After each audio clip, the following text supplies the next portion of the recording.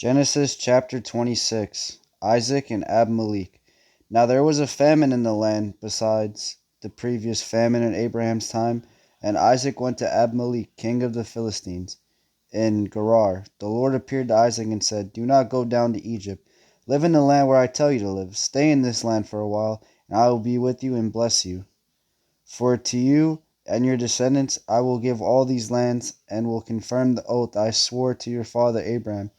I will make your descendants as numerous as the stars in the sky, and will give them all these lands, and through your offspring all nations on earth will be blessed, because Abraham obeyed me and did everything I required of him, keeping my commandments, my decrees, and my instructions." So Isaac stayed in Gerar. When the men of the place asked him about his wife, he said, "She is my sister," because he was afraid to say, "She is my wife." He thought the men of this place might kill him on the account of Rebekah, because she is beautiful. When Isaac had been there a long time, Abimelech, king of the Philistines, looked down from a window and saw Isaac caressing his wife Rebekah. So Abimelech summoned Isaac and said, "She is really your wife. Why did you say she is my sister?" Isaac answered him, "Because I thought I might lose my life on account of her."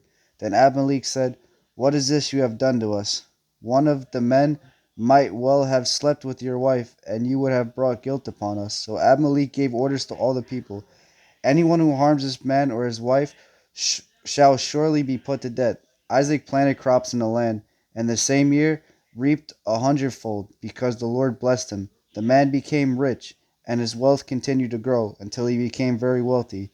He had so many flocks and herds and servants that the Philistines envied him. So all the wells that his father's servants had dug in the time of his father Abraham, the Philistines stopped up filling them with earth. Then Abimelech said to Isaac, "Move away from us. You have become too powerful for us."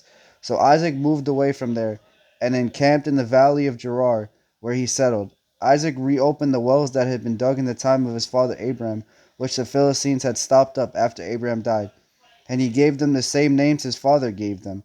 Isaac's servants dug in the valley and discovered a well of fresh water there. But the herders of Gerar quarreled with those of Isaac and said, "The water is ours." So he named the well Ezek, because they disputed with him. Then they dug another well, but they quarreled over that one also, so he named it Sitnah. He moved on from there and dug another well, and no one quarreled over it. He named it Rehoboth, saying, "Now the Lord has given us room, and we will flourish in this land." From there he went up to Beersheba. That night the Lord appeared to him and said, "I am the God of your father Abraham. Do not be afraid, for I am with you. I will bless you and will increase the number of your descendants for the sake of my servant Abraham." Isaac built an altar there and called on the name of the Lord. There he pitched his tent, and there his servants dug a well. Meanwhile Abimelech had come to him from Gerar with Azutha, his personal advisor, and Philcol, the commander of his forces. Isaac asked them, "Why have you come to me, since you were hostile to me and sent me away?"